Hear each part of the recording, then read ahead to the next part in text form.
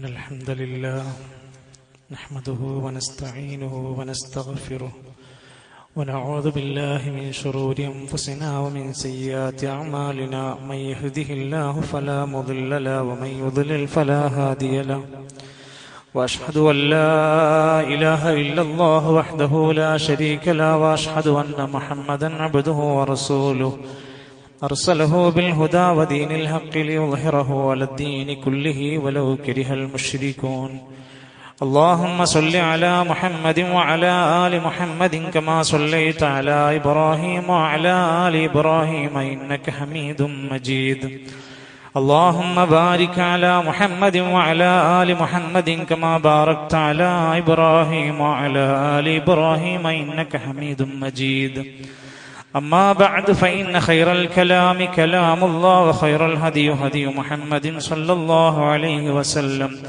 وشر الأمور محدثاتها وكل محدثة بدعة وكل بدعة ضلالة أيها الإخوة والأخوات أوصيكم وإياي أولا بتقوى الله يا أيها الذين آمنوا اتقوا الله حق تقاته ولا تموتن إلا وأنتم مسلمون أعوذ بالله من الشيطان الرجيم إن الذين يكفرون بآيات الله ويقتلون النبيين بغير حق ويقتلون الذين يأمرون بالقسط من الناس فبشرهم بعذاب أليم أولئك الذين حبطت أعمالهم في الدنيا والآخرة وما لهم من ناصرين. ബഹുമാന്യരായ ആദരണീയരായ സത്യവിശ്വാസികളെ, വിശ്വാസിനികളെ, സർവ്വലോക രക്ഷിതാവായ അള്ളാഹുവിന്റെ ഇസ്ലാമാകുന്ന മതത്തിന്റെ പൂർണ്ണമായ വിധിവിലക്കുകൾ പാലിച്ചുകൊണ്ട് ശരിയായ മുസ്ലിമായി മുഅ്മിനായി ജീവിച്ചു മരിക്കാൻ ഓരോരുത്തരും ആത്മാർത്ഥമായി പരിശ്രമിക്കണമെന്ന് ഗൗരവത്തോടെ എന്നെയും തുടർന്ന് നിങ്ങളെയും ഓർമ്മപ്പെടുത്തുകയാണ്, വസിയ്യത്ത് ചെയ്യുകയാണ്. അള്ളാഹു നമ്മയെല്ലാം അനുഗ്രഹിക്കുമാറാകട്ടെ. ലോകചരിത്രത്തിൽ ഒട്ടനേകം ക്രൂരതകളുടെ, കൊലപാതകങ്ങളുടെ, ചതികളുടെ, വഞ്ചനയുടെ ചരിത്രങ്ങൾ കഴിഞ്ഞുപോയിട്ടുണ്ട്. വിശുദ്ധ ഖുർആൻ ഓർമ്മപ്പെടുത്തുന്നുണ്ട്, ചില ജനവിഭാഗങ്ങൾ അവരിലേക്ക് നിയുക്തരായ സ്വാലിഹീങ്ങളായ പുണ്യപുരുഷന്മാരായ പ്രവാചകന്മാരെ വരെ കൊന്നൊടുക്കിയ മനുഷ്യന്മാരുണ്ട്.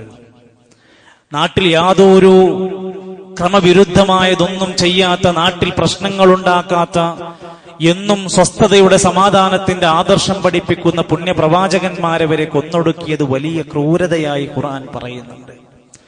സൂറത്തു ആലു ഇമ്രാനിന്റെ 21, 22 ആയത്തുകളിലൂടെ ഞാൻ ഓതി കേൾപ്പിച്ച ആയത്തുകൾ പോലും ആ ചരിത്രത്തെ ഓർമ്മപ്പെടുത്തുകയാണ്. ഇന്നല്ലദീന യക്ഫുറൂന ബിആയാതില്ലാഹ്, അല്ലാഹുവിന്റെ ആയത്തുകളെ നിഷേധിക്കുക.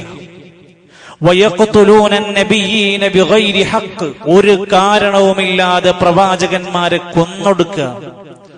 വയഖ്തുലൂന അല്ലദീന യഅ്മുറൂന ബിൽ ഖിസ്തി മിനൻ നാസ്, ജനങ്ങളിൽ നീതി ആഗ്രഹിക്കുന്ന, കൽപ്പിക്കുന്ന മനുഷ്യന്മാരെ കൊന്നൊടുക്കുക. എന്നിട്ട് അല്ലാഹുവിന്റെ ഖുർആൻ പറയാണ്, ഇത് ഗൗരവമാണ്.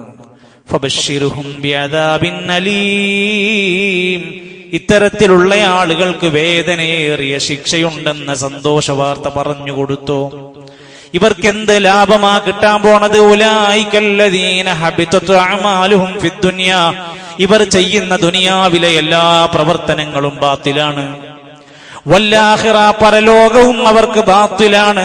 വമാ ലഹും മിൻ നാസിരീൻ, അവർക്ക് സഹായിക്കാൻ ഒരാളും ഉണ്ടാവില്ല. ഈ ആയത്ത് വിശദീകരിച്ചുകൊണ്ട് ഇമാം ബഗവി റഹ്മത്തുള്ളാഹി അലൈഹി പറയാണ്, ഇത് ആരെ പറ്റിയാണ്? അള്ളാഹുവിന്റെ ആയത്തുകളെ നിഷേധിക്കുന്നവരെ പറ്റിയാണ് പറഞ്ഞത്. ആരാണ് അവർ? ഹും യജ്ഹദൂനൽ ഖുർആന, അള്ളാഹിന്റെ ഖുർആനെ നിഷേധിക്കുന്നവരാണ്. ഹും മിനൽ യഹൂദി വൻ നസാറ, യഹൂദികളിലും നസാറുകളിലും പെട്ട മുൻപ് കാലത്ത് വേദഗ്രന്ഥം കിട്ടിയോരാണ്. പക്ഷെ പുതിയ ഈ വേദഗ്രന്ഥമായ ഖുർആൻ പഠിപ്പിക്കുന്ന വഹീനെ ഉൾക്കൊള്ളാത്തവരാണ്. അവർ ദുനിയാവിൽ ചെയ്യുന്ന കർമ്മങ്ങളൊന്നും ബാത്തിലാണ്, സ്വീകരിക്കൂല. അവരെന്തെങ്കിലും നല്ലത് ചെയ്താൽ തന്നെയും പരലോകത്ത് അതിന്റെ കൂലിയും അവർക്ക് കിട്ടൂല. അമ്പിയാക്കന്മാരെ കൊല്ലുക, നല്ല പുണ്യവാന്മാരായ മനുഷ്യന്മാരെ കൊല്ലാം. സുഹൃത്തുക്കളെ, ഹബീബുനാ റസൂലുള്ളാഹി സ്വല്ലല്ലാഹു അലൈഹി വസല്ലമ തങ്ങളെ വധിക്കാൻ വേണ്ടി ഖുറൈശികൾ എത്ര തവണ ശ്രമിച്ചു. ചില ചരിത്രം 6 തവണയെന്നും 8 തവണയെന്നും ഭക്ഷണത്തിലും പോകുന്ന വഴിയിലും പല വഴിക്കായി പ്രവാചകനെ കൊല്ലാൻ വേണ്ടി ശ്രമിച്ചപ്പോഴൊക്കെ അള്ളാന്റെ വല്ലാത്ത സഹായം ലഭിക്കുകയുണ്ടായി. നബിയെ, അവർ നിങ്ങളെക്കുറിച്ച് വലിയ കുതന്ത്രങ്ങളെല്ലാം ചെയ്തുകൊണ്ടിരിക്കുന്നു. എന്തിനാണ്? ലിയുസ്ബിതൂക, നിങ്ങളെ നാട്ടിൽ എവിടെയെങ്കിലും പിടിച്ചു കെട്ടണം, പുറത്തിറങ്ങാൻ പറ്റാത്തയാക്കണം. ഔ യഖ്തുലൂക, അല്ലെങ്കിൽ നബിയെ നിങ്ങളെ കൊല്ലാൻ അവർ ആഗ്രഹിക്കുന്നു. ഔ യുഖ്രിജൂക, അല്ലെങ്കിൽ ഈ നാട്ടിൽ നിന്ന് നിങ്ങളെ പുറത്താക്കാൻ അവർ പ്ലാൻ ചെയ്യുന്നു. വയംകുറൂന, അവര് പല തന്ത്രങ്ങളും പല കുതന്ത്രങ്ങളും അവർ മെനഞ്ഞുകൊണ്ടിരിക്കുന്നുണ്ട്. പക്ഷെ അള്ളാഹുവിന്റെ ഖുർആൻ നബിനെ വിളിച്ച് അഭിസംബോധന ചെയ്യുന്നുണ്ട്. സൂറത്തുൽ മാഇദയിൽ അല്ലാഹു തആല പറഞ്ഞു, വല്ലാഹു യഅസിമുക മിനന്നാസ്, നബിയെ നിങ്ങളെ അല്ലാഹു തആല സംരക്ഷിക്കും ജനങ്ങളിൽ നിന്നുള്ള ശർറുകളിൽ നിന്ന്. അങ്ങനെ പെട്ടെന്ന് വന്ന് കൊല്ലാൻ നിങ്ങളെ കഴിയില്ല, അവർക്ക് അല്ലാഹു നിങ്ങളെ സംരക്ഷിക്കും. പക്ഷേ നബി സല്ലല്ലാഹു അലൈഹി വസല്ലമ തങ്ങളുടെ ജീവിതത്തിൽ ഒട്ടനേകം പ്രയാസങ്ങൾ, വിഷമങ്ങൾ, ജീവിതത്തിൽ പലതായി കൈപ്പുള്ള അനുഭവങ്ങൾ അനുഭവിക്കേണ്ടി വന്നു. നബി സല്ലല്ലാഹു അലൈഹി വസല്ലമിന്റെ പ്രിയപ്പെട്ട വാപ്പാനെ കാണാതെയാണ് ദുനിയാവിൽ ജീവിച്ചിട്ടുള്ളത്. സ്വന്തം വാപ്പാനെ ഒരു നോട്ടും കണ്ടിട്ടില്ല. സ്വന്തം പ്രിയപ്പെട്ട ഉമ്മാനെ ചെറുപ്രായത്തിലെ 6 വയസ്സുവരെയാണ് നബി തങ്ങൾക്കൊന്ന് കിട്ടിയത്. അത് കഴിഞ്ഞപ്പോ വല്ലിപ്പാന്റെ സംരക്ഷണത്തിലായിരുന്നു. 8ാമത്തെ വയസ്സിൽ വല്ലിപ്പയും തന്റെ മുമ്പിൽ കിടന്ന് മരിക്കുക. നബി സല്ലല്ലാഹു അലൈഹി വസല്ലമ തങ്ങൾക്ക് പിന്നീട് സഹായിയായി പലരും വന്നു. ഖദീജ റളിയല്ലാഹു അൻഹ ജീവിതത്തിലേക്ക് കടന്നു വന്നു. നബി തങ്ങൾ ജീവിച്ചിരിക്കുന്ന കാലത്ത് പ്രിയസഖിയായ സ്വന്തം ഭാര്യ മരിക്കുകയാണ്. ഏറെ കണ്ണീരോടെയാണ് ആ ജീവിതം ഓർത്തെടുക്കുന്നത്. നബി തങ്ങൾക്ക് പലപ്പോഴായി സ്ഥൈര്യം നൽകിയ ഹംസ റളിയല്ലാഹു അൻഹു അതേ കൊല്ലം മരിക്കുകയാണ്. എന്തിനേറെ, നബി തങ്ങൾക്ക് 7 മക്കളാണല്ലോ, ചരിത്രം പറയുന്നുണ്ടല്ലോ. ആ 7 മക്കളിൽ 6 മക്കളും നബി തങ്ങൾ ജീവിച്ചിരിക്കുന്ന കാലത്ത് കണ്ണിന്റെ മുമ്പിൽ തന്റെ കൈകളിൽ കിടന്ന് മരിക്കുന്ന രംഗം കാണുകയാണ്. ഒരുപാട് പരീക്ഷണങ്ങൾ നബി സല്ലല്ലാഹു അലൈഹി വസല്ലമ തങ്ങൾ അവിടുന്ന് അനുഭവിക്കപ്പെട്ടു. അമ്പിയാക്കന്മാരേറെ പരീക്ഷിക്കപ്പെട്ടവരാണ്, നമുക്കെല്ലാം അറിയാം. അതേ സമയത്ത് പ്രിയപ്പെട്ടവരെ, നബി തങ്ങളുടെ ആ വിശ്വാസത്തെ, ആദർശത്തെ മുറുകെ പിടിച്ച പ്രിയപ്പെട്ട ഖലീഫമാരുടെ ചരിത്രം, എന്തെല്ലാം പ്രതിസന്ധികൾ അവർക്ക് കടന്നു വന്നു. എത്രയാണ് 4 പ്രസിദ്ധമായ ചരിത്രത്തിലെ 4 ഖലീഫമാരുടെ പേരറിയാത്തവരുണ്ടാവില്ല. അബൂബക്കറും ഫിൽ ജന്ന, ഉമറും ഫിൽ ജന്ന, ഉസ്മാനും ഫിൽ ജന്ന, അലിയും ഫിൽ ജന്ന. സ്വർഗം കൊണ്ട് സന്തോഷ വാർത്ത അറിയിക്കപ്പെട്ട 4 പേർ. ആ 4 പേർ ആദ്യത്തെ ഖലീഫമാരാണല്ലോ. അതിൽ അബൂബക്കർ സിദ്ദീഖ് റളിയല്ലാഹു അൻഹു രോഗബാധിതനായി മരിക്കുകയാണ്. പക്ഷെ പിന്നീട് വന്ന 3 ഖലീഫമാരുടെ കാലഘട്ടത്തിലും പല നിലക്കുള്ള പ്രയാസങ്ങൾ, ഫിത്നകൾ, കുഴപ്പങ്ങൾ രൂക്ഷമാവുകയാണ്. ഉമർ ഖത്താബ് റളിയല്ലാഹു അൻഹു എന്തൊരു നീതിമാനായ ഭരണാധികാരിയാണ്. പക്ഷെ ഉമർ റളിയല്ലാഹു അൻഹുവിനെ ഒരു മജൂസിയായ, അഗ്നിയാരാധകനായ അബൂ ലുഅ്ലുഅത്തുൽ മജൂസി എന്ന മനുഷ്യൻ ഉമർ റളിയല്ലാഹു അൻഹുവിനെ 2 തല മൂർച്ചയുള്ള വിഷം പുരട്ടിയ കടാര കൊണ്ടുവന്ന് കുത്തുകയാണ്. കൊല്ലാനുള്ള പ്ലാനാണ്, അറിയാതെ കയ്യട്ടിയൊന്നല്ല, കൊല്ലണമെന്ന പ്ലാനാണ്. പക്ഷെ ഒന്നാലോചിച്ചു നോക്കുക, ആ മജൂസിയായ അബൂ ലുഅ്ലുഅ എന്ന മനുഷ്യന് ഇറാനിന്റെ നഗരത്തിൽ ഒരു മഖാമുണ്ടാക്കി, ദർഗയുണ്ടാക്കി, പുണ്യ തീർത്ഥാടന കേന്ദ്രമാക്കി അവർ പൂജിക്കുകയാണ്. ആരെ? അഹ്ലുസുന്നയുടെ മഹാസ്വഹാബിയായ ഖലീഫയായ ഉമർ റളിയല്ലാഹു അൻഹുവിനെ കൊന്ന മനുഷ്യനെ പൂജിക്കുകയാണ്. ഒരു വെറുപ്പില്ല. അതാണ് ഷിയാക്കളുടെ യഥാർത്ഥ ശൈലി. ഷുജാഇ ബാബ എന്ന പേരിൽ അവിടെ മഖാമ് കെട്ടിപ്പൊക്കിയിരിക്കുകയാണ്. മഹാനായ ഉസ്മാൻ ഇബ്നു അഫ്ഫാൻ റളിയല്ലാഹു അൻഹു എന്ന പാവ സ്വഭാവമുള്ള സൗമ്യശീലനായ ഉസ്മാൻ റളിയല്ലാഹു അൻഹുവിന്റെ വീട്ടിലേക്ക് ഇരച്ചു കയറിയിട്ട് അബ്ദുല്ലാഹി ഇബ്നു സബ എന്ന യഹൂദി വേഷം മാറി വന്ന് ഇസ്ലാമായി അഭിനയിച്ച് ഒരുപാട് ആളുകളുടെ ഇടയിലേക്ക് ഫിത്നയുണ്ടാക്കിയിട്ട് കൊണ്ടുവന്ന് അദ്ദേഹത്തിന്റെ വീട്ടിലേക്ക് കയറിയിട്ട് ഖുർആൻ ഓതുന്ന സമയത്ത് കൈകൾ വെട്ടിമാറ്റാണ്, ശിരസ്സറുക്കുകയാണ്. സ്വഹാബത്ത് ഹജ്ജിന് പോയി തിരിച്ചു വരുമ്പോ കാണാൻ പറ്റാത്ത വിധത്തിൽ ശരീരത്തിന്റെ അവയവങ്ങൾ മുറിച്ചു മാറ്റിയിരിക്കുകയാണ്. എന്തിനാണ് ഒരു സഹാബിനെ അവർ കൊല്ലുന്നത്? എന്തായിരുന്നു പ്രശ്നം? അവസാനിച്ചില്ല. അലി ഇബ്നു അബീ ത്വാലിബ് റളിയല്ലാഹു അൻഹുവിന്റെ ചരിത്രം വായിച്ചിട്ടുണ്ടോ? കൊല്ലുകയാണ്. ആരാണ് കൊല്ലുന്നത്? അബ്ദുറഹ്മാൻ ഇബ്നു മുൽജിം എന്ന മനുഷ്യനാണ് കുത്തിക്കൊല്ലുന്നത്. സുഹൃത്തുക്കളെ, ഇങ്ങനെ ചരിത്രത്തിന്റെ ഇടനായികൾ നമ്മളൊന്ന് വായിച്ചാൽ പലപ്പോഴും നമ്മൾ ഇത്തരം കാര്യങ്ങളൊന്നും ശ്രദ്ധിക്കുന്നില്ല. വായനാദിനവും വായനാജനവും ഒക്കെ നടക്കുന്നുണ്ട്. എന്താ വായിക്കുന്നത്? എന്തൊക്കെയോ സാഹിത്യങ്ങൾ വായിച്ചുകൊണ്ടിരിക്കുന്നുണ്ട്. വായനയെ മോശമായിട്ട് പറയണമെന്നില്ല, വായിക്കേണ്ടവര് നമ്മളാണ്. ഇഖ്റ ബിസ്മി റബ്ബിക്കല്ലദീ ഖലഖ് ഖലഖൽ ഇൻസാന മിൻ അലഖ് എന്ന ആദ്യത്തെ ആയത്തുകൾ കിട്ടിയവരാണ് മുസ്ലിം ഉമ്മത്തെ നമ്മുടെ ഖുർആനിലൂടെ. നമ്മൾ നല്ലപോലെ പഠിക്കണം, ചരിത്രത്തിന്റെ പശ്ചാത്തലങ്ങൾ പഠിക്കണം. നമ്മൾ പണ്ട് കാലത്ത് പഠിച്ച ഇസ്ലാമിക പല ചരിത്രങ്ങളും ഷിയാക്കൾ എഴുതിയുണ്ടാക്കിയ ചരിത്രമായിരുന്നു. അതുകൊണ്ടാണ് പല സ്വഹാബിമാരോടും നമുക്കുള്ളിൽ പോലും വിഷമം തോന്നിയിരുന്നു. മുആവിയ റളിയല്ലാഹു അൻഹുവിനെ കുറിച്ച് എന്തെല്ലാം മോശമായ വാർത്തകൾ നമുക്കിടയിൽ പ്രചരിപ്പിക്കപ്പെട്ടിരുന്നു. യസീദ് എന്ന ഭരണാധികാരിയെ കുറിച്ച് എന്തെല്ലാം തെറ്റിദ്ധാരണകൾ നമ്മുടെ പുസ്തകത്തിന്റെ ഉള്ളിലൂടെ അറിയാതെ വന്നുപോയിരുന്നു. എന്തേ? അന്ന് ഷിയാക്കൾ എഴുതിയ ഗ്രന്ഥത്തിന്റെ അടിസ്ഥാനത്തിൽ നമ്മുടെ കേരളക്കരയിലേക്ക് വരെ തെറ്റായ ചരിത്രങ്ങൾ വരികയുണ്ടായി. ഈ മുഹറം മാസത്തിൽ സ്വാഭാവികമായും നമ്മളൊക്കെ പഠിക്കണം, വായിക്കണം, കേൾക്കണം ഒരിക്കലെങ്കിലും. അതേതാ ചരിത്രം? കർബലയുടെ ചരിത്രം. നമ്മളൊക്കെ എന്ത് മുസ്ലിമാന്ന് നമ്മൾ പറഞ്ഞ് അഭിമാനം കൊള്ളുന്നവരാണ്.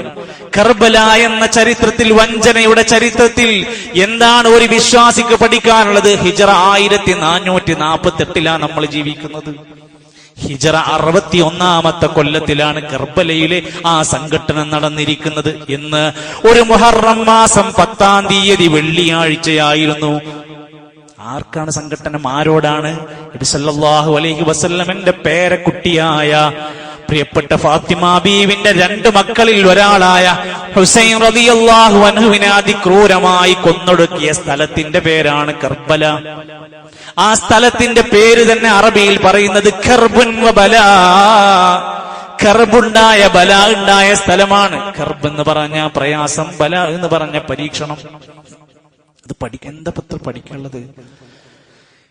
ഈ മുഹറം മാസത്തിന്റെ ആദ്യത്തെ 10ഉം 15ഉം ദിവസങ്ങൾ ഷിയാക്കൾ കറുപ്പ് വസ്ത്രം ധരിച്ച് ശരീരത്തിലൂടെ ബ്ലേഡ് കൊണ്ട് ചോര വാർത്ത് മുറിവുണ്ടാക്കി ദുഃഖം പ്രകടിപ്പിച്ച് നെഞ്ചത്തും മുഖത്തുമൊക്കെ വരച്ച് നടക്കുന്നുണ്ട്. ഇത് കാണുമ്പോ നമ്മളൊക്കെ വിചാരിക്കും, ഇവരൊക്കെ നബിനെ സ്വഹാബത്തിന് ഇത്രക്ക് സ്നേഹിക്കുന്ന ആൾക്കാരല്ലേ? ഹുസൈൻ റളിയല്ലാഹു അൻഹുവിനോടുള്ള സ്നേഹം കൊണ്ട് അവർ എന്തൊക്കെയാണ് ചെയ്തു കൂട്ടുന്നതല്ലേ എന്ന് അങ്ങനെയാണ് കാണുന്നത്, അങ്ങോട്ട് വിശ്വസിക്കുകയാണ്. അതിന്റെ പിന്നാമ്പുറം വായിക്കാനോ അതിന്റെ മുന്നിലേക്കുള്ള സൂചനകൾ തിരുത്തി നോക്കാനോ അതൊന്നും തയ്യാറല്ല. കാണുന്നത് അങ്ങോട്ട് വിശ്വസിക്കുക, എന്നിട്ട് അതിനങ്ങോട്ട് പൊക്കി അടിക്കുക, എന്നിട്ട് അതിനങ്ങോട്ട് കമന്റ് ചെയ്ത് കൊടുക്കുക. ഇങ്ങനെ ഉണ്ടാകുന്ന സാഹചര്യങ്ങൾ ഏറെ ഗൗരവത്തോടെയാണ് ഇസ്ലാമിക ചരിത്രം വായിക്കുന്ന ഏതൊരു മനുഷ്യനും പഠിക്കാൻ പറ്റുക. ഹുസൈൻ റളിയല്ലാഹു അൻഹുവിനെയും സംഘത്തെയും ഇറാഖിലെ കൂഫയുടെ അതിർത്തി പ്രദേശമായ കർബലയിൽ വെച്ച് ഏറ്റുമുട്ടലിൽ ഹുസൈൻ റളിയല്ലാഹു അൻഹു നബിന്റെ പേരക്കുട്ടിനെ മുസ്ലിങ്ങൾ കൊല്ലാണ്. മുസ്ലിം പേരുള്ളവർ കൊല്ലാണ്. യഹൂദികളും നസ്രാനികളുമല്ല. എന്താണ് ചരിത്രം പഠിപ്പിക്കുന്നത്? ഖലീഫയായിരുന്ന അന്നത്തെ ഭരണാധികാരി യസീദ് ബിൻ മുആവിയ.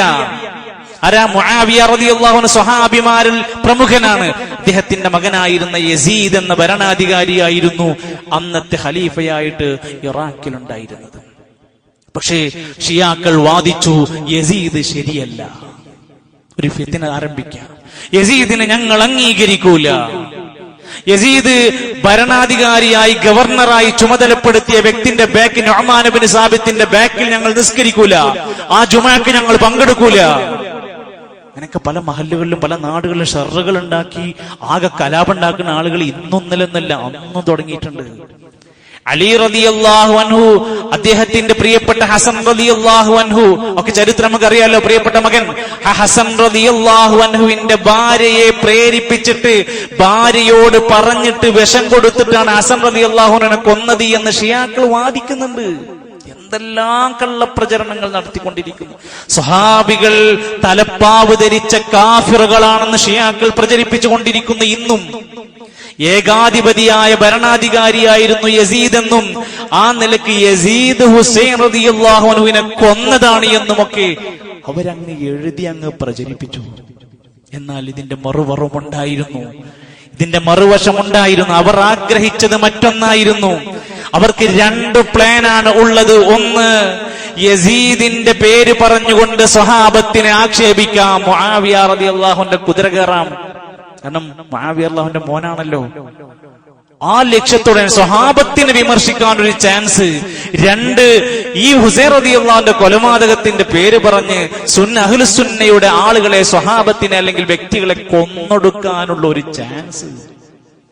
ഒന്നും കൂടി കൂട്ടിച്ചേർത്ത് പറയാ, നബി സല്ലല്ലാഹു അലൈഹി വസല്ലം മരിക്കുന്നതിന്റെ മുമ്പ് റോമിലേക്കോ പേർഷ്യയിലേക്കോ റോമിലേക്കോ മറ്റു പ്രദേശത്തേക്കോ ഒന്നും ചൂണ്ടിക്കാണിക്കാതെ ഇറാഖിലേക്ക്, ഇറാനിന്റെ ഭാഗത്തേക്ക് ചൂണ്ടിക്കാണിച്ചിട്ട് നബി തങ്ങൾ മരിക്കുന്നതിന് മുമ്പ് പറഞ്ഞു, ഹുനാക സലാസിൽ വൽ ഫിതൻ, അവിടെയായിരിക്കും എല്ലാ ഫിത്നകളും കുഴപ്പങ്ങളും ഉണ്ടാവുക. പറഞ്ഞിട്ട് 1400 കൊല്ലം കഴിഞ്ഞു, ഇന്നും തീർന്നിട്ടില്ല. ഓരോ ഗൾഫുകാരനും ഇന്ന് കരയുന്നുണ്ടെങ്കിൽ ഈ ഹദീസ് വായിച്ചോ, ഹുനാക സലാസിൽ വൽ ഫിതൻ, അവിടെയാണ് എല്ലാ കുഴപ്പങ്ങളും പ്രശ്നങ്ങളും ഉണ്ടാക്കുന്ന കുറച്ചാളുകൾ എല്ലാ കാലത്തും. ഇത് മനസ്സിലാക്കാൻ പറ്റാത്ത അല്പബുദ്ധികളായ, വായിക്കാത്ത, പഠിക്കാത്ത, ഒരു ജുമുഅ ഖുത്ബ പോലും പൂർണ്ണമായി കേൾക്കാത്ത എത്ര മനുഷ്യന്മാരുണ്ട് നമ്മുടെ നാട്ടിൽ. പിന്നെ എങ്ങനെയാണ് ഇവർ ഈ കാണുന്ന 50 സെക്കൻഡിന്റെ റീൽസ് കണ്ടിട്ട് അതിൽ ആൾക്കാരെ ഷഹീദായി അങ്ങോട്ട് പ്രഖ്യാപിക്കുക, അതങ്ങോട്ട് സ്റ്റാറ്റസ് വെക്കുക, അതങ്ങനെ അവരങ്ങോട്ട് പ്രശംസിച്ച് പൊക്കി അടിക്കുക. എന്താണ് ഇതിന്റെ ചരിത്രം എന്ന് മുതൽ നമ്മൾ പഠിക്കണം എന്ന് ആലോചിച്ച് നോക്കുന്നു. ആരാ? ഹുസൈൻ റളിയല്ലാഹു അൻഹുവിന്റെ ചരിത്രം വായിച്ചിട്ടുണ്ടോ? അലി റളിയല്ലാഹു അൻഹുവിന്റെ 2 മക്കളിലാണല്ലോ അവരുള്ള. ഫാത്തിമ ബീവിന്റെ 2 മക്കളാണല്ലോ.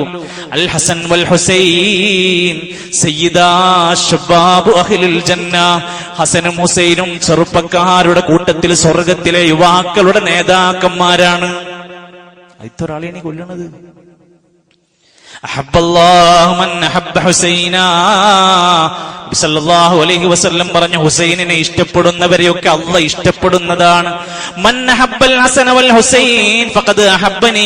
ഹസനെയും ഹുസൈനെയും ഇഷ്ടപ്പെടുന്നവർ എന്നെ ഇഷ്ടപ്പെട്ടവരാണ്. വമൻ അബ്ഗദഹുമാ, അവരോടാർക്കെങ്കിലും വെറുപ്പുണ്ടായാൽ ഫഖദ് അബ്ഗദഹുമാ ഫഖദ് അബ്ഗദനി, അവർ എന്നെയും വെറുക്കുന്നവരായിരിക്കും. അവരെ തൊട്ടാൽ അത് എന്നെ തൊടാണ്. സുഹൃത്തുക്കളെ, പേർഷ്യ എന്ന് പറയുന്ന ഇറാനും ഇറാഖും മുസ്ലിമീങ്ങൾക്ക് ഒരുപാട് വേദനകൾ നൽകിയിട്ടുണ്ട്. യസീദിനെ ഞങ്ങൾ അംഗീകരിക്കൂല എന്ന് അവർ തീരുമാനിക്കുകയാണ്. എന്നിട്ട് അവിടുന്ന് അജ്ഞാതമായ ഊമക്കത്തുകൾ, ചരിത്രം പറയുന്നു 500 കത്തുകൾ ഹുസൈൻ റളിയല്ലാഹുവിന്റെ പേരിൽ എഴുതി അയക്കാണ്. ചിലർ പറയുന്നു 1000കണക്കിന് കത്തുകൾ, ഒരു ദിവസം തന്നെ 600ഓളം കത്തുകൾ. ചില ഗ്രന്ഥങ്ങൾ എഴുതിപ്പെടുന്നു 12,000-ലധികം കത്തുകൾ എഴുതാണ് ഹുസൈൻ റളിയല്ലാഹുവിനോട്, നിങ്ങൾ ഇവിടെ വരണം, പേർഷ്യ എന്ന, ഇറാൻ എന്ന, ഇറാഖ് എന്ന ആ പ്രദേശത്തേക്ക് നിങ്ങൾ വന്ന് നിങ്ങൾ ഇവിടെ ഏറ്റെടുക്കണം, ഇല്ലെങ്കിൽ ഇവിടെ പ്രശ്നങ്ങൾ ഉണ്ടാകുമെന്ന് പറഞ്ഞിട്ട് ഹുസൈൻ റളിയല്ലാഹുവിന് എത്തിയ കത്തുകൾ ഇങ്ങനെ തുരുതുരാ വരിക. സ്വാഭാവികമായും ആ നല്ല ഒരു മനുഷ്യന്റെ ചിന്ത, ഞാനൊന്ന് അവിടെ ചെന്ന്, അവിടെ ഖലീഫുണ്ട്, അവിടെ ഭരണാധികാരി ഉണ്ട്, എന്നിട്ട് ഞാൻ അവിടെ ചെന്നാൽ അവിടെ പ്രശ്നങ്ങൾ ഉണ്ടാവുക, എന്നാലും അവിടുത്തെ പ്രശ്നങ്ങൾ തീരുമല്ലോ എന്ന് കരുതിയിട്ട് ഹുസൈൻ റളിയല്ലാഹു അൻഹു അവിടുന്ന് പോകാൻ തുടങ്ങുക. ഒരു ഹജ്ജ് നടക്കുന്ന സമയ, സ്വഹാബത്ത് പലരും അവിടെയുണ്ട്.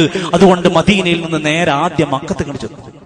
അവിടെയുള്ള സഹാബിമാരോട് പലരോടും ചോദിച്ചു, ഇങ്ങനൊരു പ്രശ്നമുണ്ട്, ഞാൻ എന്താണ് ചെയ്യേണ്ടത്? കൂടിയാലോചന. ഇബ്നു അബ്ബാസ് റളിയല്ലാഹു അൻഹു പറഞ്ഞു, കൂഫക്കാരെ സൂക്ഷിക്കണട്ടോ, നിങ്ങളുടെ ബാപ്പാക്ക് പാരപണിതവരാണവർ. ഇസ്ലാമിന് ഒരുപാട് വഞ്ചന ചെയ്ത ഒരു ടീം അവിടെ ഉണ്ട്. അവിടുന്ന് കേൾക്കുന്ന വാർത്ത കേട്ട്, കത്ത് കേട്ട് നിങ്ങൾ പുറപ്പെടണ്ട. ഇബ്നു അബ്ബാസ് റളിയല്ലാഹു അൻഹു ഉപദേശം കൊടുത്തു. ഒന്നുകൂടി ചേർത്ത് പറഞ്ഞു, നിങ്ങൾക്ക് പോയേ പറ്റൂ എന്ന് തോന്നുന്നുണ്ടെങ്കിൽ നിങ്ങളുടെ ഭാര്യമാരെയും കുട്ടികളെ നിങ്ങൾ കൊണ്ടുപോകണ്ട. ഉസ്മാൻ റളിയല്ലാഹുവിനെ കൊന്ന മാതിരി വീട്ടിലിട്ട് നടുക്കഷ്ണത്തിൽ ഭാര്യമാരെയും മക്കളെയും മുമ്പിലിട്ട് കൊല്ലും. അത്ര വരെ പറഞ്ഞു കൊടുത്തു. ആര്? സീനിയറായ ഇബ്നു അബ്ബാസ് റളിയല്ലാഹു അൻഹു. ഇബ്നു ഉമർ റളിയല്ലാഹു അൻഹു അഭിപ്രായം ചോദിച്ചു, ഇങ്ങനെ അഭിപ്രായമുണ്ട്, ഞാൻ എന്താണ് ചെയ്യേണ്ടത്? ഇബ്നു ഉമർ റളിയല്ലാഹു അൻഹു പറഞ്ഞു, നിങ്ങളുടെ പിതാവിന് ഏറെ ശല്യമുണ്ടാക്കിയ വഞ്ചകന്മാരുടെ കേന്ദ്രമാണ്, നിങ്ങൾ ആ വാക്ക് കേട്ട് പോകണ്ട എന്ന് വീണ്ടും പറഞ്ഞു. ഭരണാധികാരിയായ യസീദ് എന്നവിടുത്തെ ഭരണാധികാരിയാണ്. ഇറാഖിന്റെ കർബല എന്ന് പറയുന്ന ആ പ്രദേശത്ത് അവിടേക്ക് എത്തിപ്പെടുന്നതിന് മുമ്പ് ആലോചിച്ച് നോക്കണം. ഇതൊന്നും വകവെക്കാതെ ഹുസൈൻ റളിയല്ലാഹു അൻഹു ഈ സംഘത്തിന്റെ കത്തുകൾ ഇങ്ങനെ പരിശോധിക്കാൻ തുടങ്ങണം. ഇത് എന്താണ് ഇപ്പൊ ചെയ്യുക എന്നറിയാൻ വേണ്ടിയിട്ട്. അങ്ങനെ ഇരിക്കുന്ന സമയത്ത് അവിടുത്തെ പല ആളുകളും ഈ രൂപത്തിലുള്ള കത്തുകൾ വീണ്ടും വീണ്ടും വന്നുകൊണ്ടിരിക്കുമ്പോൾ മഹാനായ ഉസ്മാൻ റളിയല്ലാഹു അൻഹുവിനെ കൊലപാതകം ചെയ്ത ആൾക്കാർക്കും ഇതേപോലെ കുറെ ഊമക്കത്തുകൾ എഴുതിണ്ടാക്കിയിരുന്നു. ആയിഷ ബീവിക്കെതിരെ ആരോപണം ഉന്നയിച്ചവർ ഇതുപോലെ കുറെ കത്തുകൾ എഴുതിണ്ടാക്കിയിരുന്നു. ഇതൊന്ന് പഠിക്കാൻ വേണ്ടി മഹാനായ ഹുസൈൻ റളിയല്ലാഹു അൻഹു ഒരു തീരുമാനമെടുത്തു. മുസ്ലിം ഇബ്നു ഉഖൈൽ എന്ന പിതൃവ്യ പുത്രനായ തന്റെ ബന്ധുവിനെ ഈ കത്തിന്റെ അടിസ്ഥാനത്തിൽ ഒന്ന് ഇറാഖ് പ്രദേശത്തൊന്ന് പോയി പഠിക്കാൻ പറഞ്ഞു. ഇതൊക്കെ സത്യാണോ? ഇവരെഴുതിയതൊക്കെ ശരിയാണോ? ഇതിന്റെ നിജസ്ഥിതി എന്താണെന്ന് അന്വേഷിക്കാൻ വേണ്ടി കയറി ചെന്നു. ഇദ്ദേഹം അവിടെ ആ കത്തുകളുമായി കയറി ചെന്ന് അന്വേഷിച്ച് കാര്യങ്ങളൊക്കെ മനസ്സിലാക്കിയപ്പോ 18,000-ഓളം പേരുന്ന ആളുകൾ മുസ്ലിം ഇബ്നു ഉഖൈലിനോട് പറഞ്ഞു, ഞങ്ങൾ ഈ പറഞ്ഞതൊക്കെ ശരിയാണ്, ഞങ്ങൾ അംഗീകരിക്കുന്നു, നിങ്ങൾ അദ്ദേഹത്തോട് വരാൻ പറയൂ. അതൊരു ചതിയായിരുന്നു. അവിടെ വെച്ചുകൊണ്ട് അവർ ആ തീരുമാനമെടുത്തു. അദ്ദേഹത്തിന് തിരിച്ച് കത്തെഴുതി വിട്ടു, നിങ്ങൾ വരണം ഹുസൈൻ റളിയല്ലാഹു അൻഹുവിനോട് കത്തെഴുതി വിട്ടു, നിങ്ങൾ ഇവിടെ വരണം, ഇവിടുത്തെ പ്രശ്നത്തിൽ ഇടപെടണം എന്ന് പറഞ്ഞിട്ട് അവിടുന്ന് പുറപ്പെട്ടു. ഈ പുറപ്പെട്ടതിന്റെ ഇടയിൽ ഈ പറഞ്ഞ മുസ്ലിം ഇബ്നു ഉഖൈലിനെ അവർ അവിടെ വെച്ച് കൊന്നുകളഞ്ഞു. ആരെ? പിതൃവ്യപുത്രനായ മുസ്ലിം ഇബ്നു ഉഖൈലിനെ അവിടെ വെച്ച് കൊന്നുകളഞ്ഞു. ഈ വാർത്ത ഹുസൈൻ റളിയല്ലാഹു അറിയുന്നില്ല. എല്ലാ ലോകത്തുള്ള എല്ലാ ഗൈബിയായ വിവരം എല്ലാ മഹാന്മാർക്കും അറിയുമെന്ന് പറഞ്ഞ് നടക്കുന്ന എല്ലാ ഖബറുകളും പോയിട്ട് നമ്മുടെ എല്ലാ കാര്യങ്ങളും ഖബർ കിടക്കുന്നവർക്ക് അറിയും എന്ന് വിശ്വസിക്കുന്നവര് സ്വർഗത്തിന്റെ 2 നേതാക്കന്മാരായ ഹുസൈൻ റളിയല്ലാഹു അൻഹുവിനെ താൻ പറഞ്ഞയച്ച സംഘത്തിലെ മുസ്ലിം ഇബ്നു ഉഖൈലിനെ കൊന്ന കാര്യം അറിയില്ല. അദ്ദേഹം യാത്ര തുടർന്നു. വഴിയിൽ വെച്ചുകൊണ്ട് ഇദ്ദേഹം പലരെയും കാണുന്നവരോടൊക്കെ ചോദിക്കുന്നുണ്ട്, അഭിപ്രായങ്ങൾ പലരും എതിർത്ത് പറയുന്നുണ്ട്. അബുൽ വാഖിദുൽ ലൈസി, ജാബിർ റളിയല്ലാഹു അൻഹു എല്ലാവരും പറയുന്നുണ്ട്, നിങ്ങൾ ഇപ്പോൾ അങ്ങോട്ട് ഇനി പുറപ്പെടേണ്ട, വഴിയിൽ തടയുന്നുണ്ട്. മഹാനായ ഉലമാക്കന്മാർ ചരിത്രകാരന്മാർ എഴുതാൻ ഫറസ്ദഖ് എന്ന് പറയുന്ന കവിനോട് പോയിട്ട് പോലും ചോദിച്ചു, നിങ്ങളുടെ ഒരു അഭിപ്രായം. ഭയങ്കര ബുദ്ധിമാനായിരുന്നു അദ്ദേഹം. പറഞ്ഞു, അവരുടെ കൂഫക്കാരുടെ കൽബിൽ നിങ്ങളുണ്ട്, അവരുടെ വാളിൽ നിങ്ങളില്ല, നിങ്ങളോടുള്ള സ്നേഹം ഉണ്ടാവൂലട്ടോ. സൂചനകൾ പലതും കൊടുത്തു. അങ്ങനെ മുസ്ലിം അതുപോലെ തന്നെ ഹാനി, അബ്ദുള്ള പോലെയുള്ള അന്നത്തെ ആ സംഘത്തിലുണ്ടായിരുന്ന ആദ്യത്തെ സംഘത്തിനെ അവർ കൊന്നൊടുക്കി. അത് കഴിഞ്ഞ ചരിത്രം വീണ്ടും ആവർത്തിച്ച് പറയാണ്. ഹിജ്റ 61 മുഹറം മാസം 2-ാം തീയതി ഹുസൈൻ റളിയല്ലാഹു അൻഹു കർബലയിലെത്തുമ്പോൾ ഇങ്ങനെ തിളച്ചു നിൽക്കുന്ന ഘട്ടത്തിലാണ് 3 നിർദ്ദേശങ്ങൾ അവിടുത്തെ പ്രശ്നങ്ങൾ പരിഹരിക്കാൻ വേണ്ടിയിട്ട് പറഞ്ഞു. പലരും ഈ ഹുസൈൻ റളിയല്ലാഹു അൻഹുവിനെ കൊല്ലുന്നതുമായി ബന്ധപ്പെട്ടുണ്ടാകുന്ന ആ ഒരു അവസ്ഥ വരുമെന്ന് ഭയപ്പെട്ടുകൊണ്ട് ഇവിടുന്ന് തിരിച്ചു പോകാൻ പറഞ്ഞു. സ്ഥലത്തെത്തിയിട്ട് അദ്ദേഹം പറഞ്ഞു, 3 തീരുമാനങ്ങളുണ്ട്, ഞാൻ ഇതിലേതെങ്കിലും ഒന്ന് ഏറ്റെടുക്കും. ഒന്ന്, ഞാൻ മക്കയിലേക്ക് തിരിച്ചു പോകും, അതിനെന്നെ അനുവദിക്കണം. അല്ലെങ്കിൽ 2, ഈ തുർക്കി പോലെയുള്ള പ്രദേശത്തിന്റെ ഏതെങ്കിലും അതിർത്തിയിലേക്ക് എന്നെ എത്തിച്ചേരണം, എന്നെ തൊടാതെ ഉപദ്രവിക്കാൻ പാടില്ല. 3, ഞാൻ യസീദിന്റെ അടുത്ത്, ഭരണാധികാരിന്റെ അടുത്തേക്ക് ചെന്നിട്ട് അദ്ദേഹത്തിന് ബൈഅത്ത് ചെയ്യാൻ എന്നെ സമ്മതിക്കണം. ഈ 3 കാര്യവും അംഗീകരിച്ചില്ല. ആര്? ശത്രുക്കളായിരുന്ന ഈ ഒരു വലിയ വേട്ട ചെയ്യാൻ കൂട്ടക്കുരുതിക്ക് ശ്രമിച്ചിരുന്ന അന്നത്തെ ആ സംഘങ്ങൾ, ഷീഈ ടച്ചുള്ള ആ മനുഷ്യന്മാർ, അവരുടെ നേതാവായിരുന്ന ശംർ ഇബ്നു ദിൽജൗഷൻ എന്നറിയപ്പെടുന്ന പേർഷ്യക്കാരനായിരുന്ന ഷീഈയായ മനുഷ്യൻ, നിങ്ങൾ ഞങ്ങളുടെ ആയുധങ്ങളുടെ മുമ്പിൽ കീഴടങ്ങണം എന്ന് പറഞ്ഞു. വേറെ മാർഗമില്ല. 72 ആളുകളാണ് അന്ന് അദ്ദേഹത്തിന്റെ കൂടെ ഉണ്ടായിരുന്നത്. കൂഫക്കാര് 5000 ആളുകളുണ്ട്. ആ 72-ൽ നബി സല്ലല്ലാഹു അലൈഹി വസല്ലമന്റെ പേരമക്കളാകുന്ന പൗത്രന്മാര് പലരുമുണ്ട്. ആ 18 പേരെയും അവിടെ വെച്ച് കൊല്ലുന്നുണ്ട്. നബി തങ്ങളുടെ പ്രിയപ്പെട്ട പേരമക്കളെ അവിടെ വെച്ച് ശംർ ഇബ്നു ദിൽഷൻ അടക്കമുള്ള ആ നേതാക്കന്മാർ കൊന്നൊടുക്കുന്നുണ്ട്. ഹുസൈൻ റളിയല്ലാഹു അൻഹു തൊടുന്നില്ല. പല കാരണങ്ങളുണ്ട്. നബിതങ്ങളുടെ പേര് പറഞ്ഞുകൊണ്ട് ആ നബിതങ്ങളുടെ പേരക്കുട്ടിനെ അവർക്ക് തൊടാൻ അവർക്ക് കഴിയുന്നില്ല. പക്ഷേ ഒരു ദിവസത്തെ നീണ്ടു നിൽക്കുന്ന സംഘർഷങ്ങൾക്ക് ഒടുവിൽ അവർ ഹുസൈൻ റളിയല്ലാഹു അൻഹുവിന്റെ കഴുത്തിന് വെട്ടി. യസീദ് അല്ല വെട്ടിയത്, മുആവിയ റളിയല്ലാഹു അൻഹു അല്ല വെട്ടിയിരിക്കുന്നത്. അവരുടെയൊക്കെ ചരിത്രം വായിക്ക്. ശംറും അടക്കമുള്ള പേർഷ്യൻ ഷീഈ ആളുകൾ വാള് വീശി സിനാൻ ബിൻ അബ്ദു ശംസ് എന്ന് വിളിക്കുന്ന മനുഷ്യൻ കഴുത്ത് വെട്ടിയിട്ട് തല ഒരു ഭാഗത്തേക്ക് ചെരിച്ചിട്ടു. ഇതാണ് ചരിത്രം. ഉമർ, അലി, ഉസ്മാൻ റളിയല്ലാഹു അൻഹും അജ്മഈൻ, അവർക്കൊക്കെ ബാധിച്ചതുപോലെ ഹുസൈൻ റളിയല്ലാഹു അൻഹുവിനും ഷഹീദാകേണ്ടി വന്നു. സഹോദരങ്ങളെ, 18-ലധികം വരുന്ന നബി തങ്ങളുടെ കുടുംബക്കാരെ, അഹ്ലുബൈത്തുകാരെ കൊന്നു. ഇവരുടെ ഒന്നും പേരിൽ ദുഃഖാചരണമില്ല. ഇവരുടെ പേരിൽ ആരും കറുത്ത കൊടി പിടിച്ച് നടക്കുന്നില്ല. എന്തുകൊണ്ട് ഹുസൈൻ റളിയല്ലാഹുവിന്റെ പേരിൽ മാത്രം നടക്കുന്നു? ഹുസൈൻ റളിയല്ലാഹു വിവാഹം കഴിച്ചത് ഇറാനിൽ നിന്നായിരുന്നു, പേർഷ്യയിൽ നിന്നായിരുന്നു. ആ ഒരു കണക്ഷൻ വെച്ചുകൊണ്ടും ഒരു രാഷ്ട്രീയ അജണ്ട വെച്ചുകൊണ്ടുമായിരുന്നു ചരിത്രം പറയുന്നത് യസ്ദജുർദിന്റെ ഭരണാധികാരിയുടെ മകളെയായിരുന്നു ഹുസൈൻ റളിയല്ലാഹു വിവാഹം കഴിച്ചിരുന്നത്. അവർക്ക് അഹ്ലു ബൈത്തിനോടുള്ള സ്നേഹമല്ല. സുഹൃത്തുക്കളെ, ആ ഇസത്തിന്റെ അടിസ്ഥാന വേരുകൾ നിങ്ങൾ പഠിക്കുക. ഈ നിലക്കുള്ള ചതിയും വഞ്ചനയുടെയും ചരിത്രം പഠിക്കാത്ത ആളുകളാണ് മുആവിയ റളിയല്ലാഹു അൻഹുവിനെ മോശമാക്കാൻ മുന്നിട്ടിറങ്ങുന്നത്. അവർക്ക് അഹ്ലു ബൈത്തിനോട് അങ്ങേയറ്റത്തെ വെറുപ്പും ശത്രുതയുമാണെന്ന തിരിച്ചറിവുണ്ടാകണം. അവർക്ക് മഖാമുണ്ട്, ജാറമുണ്ട്, ആ സംസ്കാരം ഷിയാക്കൾക്കുണ്ട്. ഒരു മുസ്ലിമിന് അതുണ്ടാവില്ല. അവർക്ക് ഗുത്തറാത്തീബുണ്ട്, നമുക്ക് ഗുത്തറാത്തീബ് ഉണ്ടാവില്ല. ഷിയാക്കൾക്ക് അത് പലതുമുണ്ട്. ഷിയാക്കൾക്ക് മുഹറം മാസത്തിൽ ഈ കാരണം കൊണ്ട് അവർ നഹ്സും ശകുനവും പറഞ്ഞ് നടക്കുന്നുണ്ട്. നമുക്കതുണ്ടാകരുത്, നമുക്കതുണ്ടാകില്ല, ഉണ്ടാകാൻ പാടില്ല. എന്ന് മാത്രമല്ല, കർബലയുടെ ഈ ചരിത്രത്തിന്റെ പേര് പറഞ്ഞ് മഹാനായ സ്വഹാബി വര്യൻ മുആവിയ റളിയല്ലാഹു അൻഹുവിനെ മോശപ്പെട്ടവനായും ചാരനായും ജൂതനായും ചിത്രീകരിച്ചവർ നമ്മുടെ നാട്ടിലുണ്ട്. ഈ ചക്കരക്കല്ലിന്റെ പരിസരത്തുള്ള മെമ്പറുകളിൽ വരെ മുആവിയ റളിയല്ലാഹു അൻഹുവിനെതിരെ ശബ്ദിച്ചവർ ഇന്ന് അങ്ങാടികളിൽ സോഷ്യൽ മീഡിയയിൽ സർവ്വമത സത്യവാദം പറഞ്ഞ് ചേകനൂരിനെ വെട്ടിക്കുന്ന ആശയങ്ങളുമായി നടക്കുന്നുണ്ട്. സൂക്ഷിച്ചോളൂ, സൂക്ഷിക്കണം. ഇസ്ലാമിന്റെ അടിത്തറയെ തകർത്തുകൊണ്ടിരിക്കുന്ന ഇത്തരം ശക്തികളുടെ ഉദ്ദേശങ്ങൾ വേറെയാണ് എന്ന തിരിച്ചറിവുണ്ടാവണം. ആരാണ്? മഹാനായ മുആവിയ റളിയല്ലാഹു അൻഹു നബി തങ്ങൾ പ്രാർത്ഥിച്ചു, അല്ലാഹുമ്മ ജഅൽഹു ഹാദിയ മഹ്ദിയ. നബി പ്രാർത്ഥിച്ച പ്രാർത്ഥന കിട്ടിയ ആളാ. നബിന്റെ എഴുത്തുകാരനായിരുന്നു. മുഅ്മിനീങ്ങളുടെ അമ്മാവൻ എന്ന് വിശേഷിപ്പിക്കപ്പെട്ടവരാ. നൂറുകണക്കിന് ഹദീസുകൾ രേഖപ്പെടുത്തിയ സ്വഹാബിയ. ആ സ്വഹാബിനെ കാപട്യമുള്ള മുനാഫിക്കായിട്ട് എഴുതി വെക്കുന്നവരാണ് ഷിയാക്കളും ഈ നിരക്കുള്ള ദുർവാദികളുമായി ചെയ്തിരിക്കുന്ന ആളുകൾ. നമ്മൾ അതിന്റെ ആളുകളാവരുത്.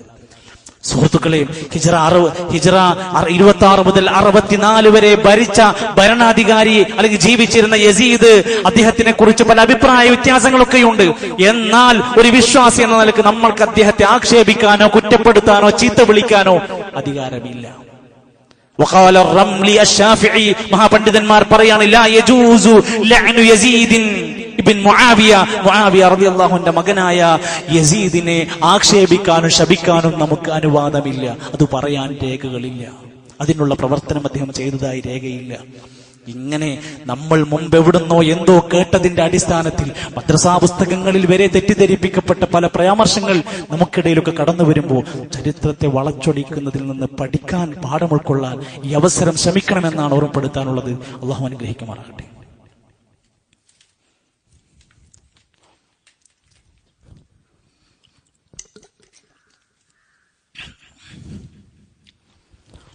അൽഹംദുലില്ലാഹി റബ്ബിൽ ആലമീൻ വൽ ആഖിബത്തു ലിൽ മുത്തഖീൻ വലാ ഉദ്വാന ഇല്ലാ അലൽ ളാലിമീൻ വസ്സലാത്തു വസ്സലാമു അലാ റസൂലിഹിൽ അമീൻ വഅലാ ആലിഹി വസഹ്ബിഹി അജ്മഈൻ. അയ്യുഹൽ ഇഖ്വത്തു വൽ അഖവാതു ഉസീകും വഇയ്യായ സാനിയം ബിത്തഖ്വല്ലാഹ്. ഒരിക്കൽ കൂടി അല്ലാഹുവിന്റെ നിയമനിർദ്ദേശങ്ങൾ പാലിച്ച് ജീവിതത്തെ ക്രമീകരിക്കണേ എന്ന് എന്നെയും നിങ്ങളെ ഓർമ്മപ്പെടുത്തുകയാണ്. അല്ലാഹു സഹായിക്കുമാറാകട്ടെ. സഹോദരങ്ങളെ, ഓരോ വെള്ളിയാഴ്ചകളിലും ജുമാക്ക് നേരത്തെ എത്താൻ നമുക്ക് കടയിൽ നിന്ന് ലീവ് അനുവദിക്കുന്നു. സർക്കാർ പോലും വിദ്യാഭ്യാസ സ്ഥാപനങ്ങൾക്കും ഓഫീസുകൾക്കും അതിന് സമയം ക്രമീകരിച്ചു വന്നിരിക്കുന്നു.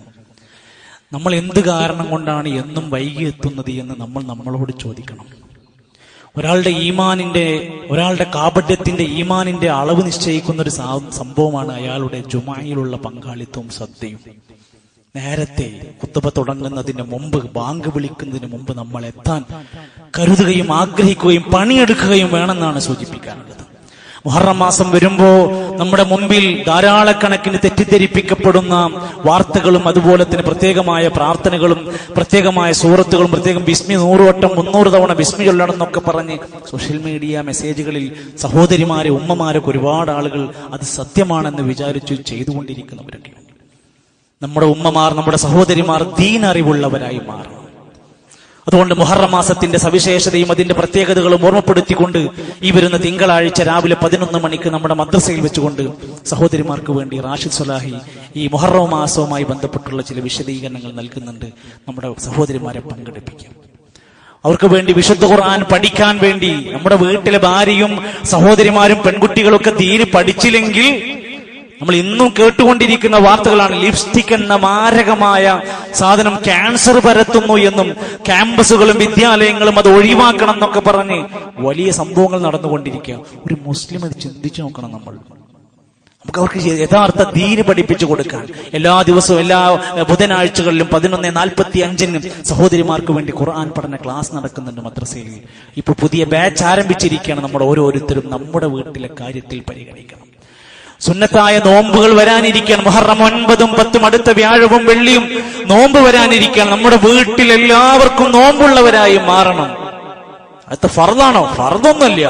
പക്ഷെ ഇസ്ലാമിലെ ചില പ്രത്യേകമായ ദിവസങ്ങളെ, ചില പ്രത്യേകമായ പുണ്യത്തെ പറയുമ്പോ അത് ഉൾക്കൊള്ളാൻ കഴിയണം. അത് സുന്നത്തല്ലേ എന്ന് പറഞ്ഞ് തള്ളാനുള്ളതല്ല. നബി സല്ലല്ലാഹു അലൈഹി വസല്ലം തങ്ങൾ പറയാണ്, അവിടുന്ന് ആശൂറ നോമ്പ്, മുഹറം 10 നോമ്പിനെ പറ്റി വസിയാമു യൗമി ആശൂറ, 10ാമത്തെ ദിവസത്തിലുള്ള മുഹറം 10 നോമ്പ്, അഹ്തസിബു അലല്ലാഹി അൻ യുകഫിറ അസ്സനതല്ലതി ഖബല, കഴിഞ്ഞ ഒരു കൊല്ലത്തെ പാപം പൊറുക്കുന്നതാണ്. ഒരു കൊല്ലത്തെ പാപം പൊറുക്കുന്ന നോമ്പ് ഒറ്റ പകല്. സഹാബത്ത് പറയുന്നുണ്ട്, നബിയെ 10 നോമ്പാണെങ്കിൽ യഹൂദികളും നസ്രാനികളൊക്കെ ഇവിടെ മദീനത്ത് നോമ്പുണ്ടല്ലോ. തങ്ങൾ പറഞ്ഞു, അതാണെങ്കിൽ അടുത്ത വർഷം ഞാൻ ജീവിച്ചിരിപ്പുണ്ടെങ്കിൽ ഫൈദാ കാനൽ ആമുൽ മുഖബിൽ ഇൻഷാ അല്ലാഹ് സുന്നാൽ യൗമത്താസി, 9 നോമ്പ് നോൽക്കും. അത് മതി, ആ വാക്ക് മതി. നബിതങ്ങൾ അടുത്ത വർഷം ഉണ്ടായിട്ടില്ല, പക്ഷെ നോൽക്കുന്നു പറഞ്ഞു കഴിഞ്ഞു. അതുകൊണ്ട് മുഹറം 9, 10 നോമ്പെടുത്ത് യഹൂദികൾക്ക് എതിരാകും നമ്മൾ, നസ്രാനിക്കെതിരാകും. ഒരാൾക്ക് 9 പറ്റിയില്ലെങ്കിൽ പണ്ഡിതന്മാര് പറയും 10, 11 നോറ്റെടുത്തിട്ടെങ്കിലും അവർ ആ പുണ്യത്തെ അവർ ആഗ്രഹിക്കണം. ഒരു ദിവസത്തെ നോമ്പിന് വമ്പിച്ച പ്രതിഫലമാണ് എന്ന തിരിച്ചറിവുണ്ടാവണം. നോമ്പുകാരന്റെ പ്രാർത്ഥനയ്ക്ക് ഉത്തരം കിട്ടുന്ന വേളകളുണ്ട് എന്ന നല്ല ബോധ്യത്തോടെ അതിന്റെ പുണ്യത്തിൽ എല്ലാവരും പങ്കുചേരാൻ വേണ്ടി ആഗ്രഹിക്കുകയും നിയ്യത്ത് വെക്കുകയും കുടുംബത്തെ പ്രബുദ്ധരാക്കുകയും ചെയ്യണമെന്നാണ് ഓർമ്മപ്പെടുത്തുന്നത്. നമ്മുടെ പ്രിയപ്പെട്ട പല സഹോദരങ്ങളും പലതരം പ്രയാസങ്ങൾ അനുഭവിച്ചുകൊണ്ട് ദുആ കൊണ്ട് വസിയത്ത് പറഞ്ഞിട്ടുണ്ട്. നമ്മുടെ വിദ്യാർത്ഥിയായിട്ടുള്ള ഒരു സഹോദരൻ ആക്സിഡന്റ് പറ്റിയിട്ട് തലക്ക് പരിക്ക് പറ്റി ചികിത്സയിലാണ്. അല്ലാഹു ആ കുഞ്ഞിന്, ആ പ്രിയപ്പെട്ട വിദ്യാർത്ഥിക്ക് പൂർണ്ണമായ ശിഫ നൽകുമാറാകട്ടെ.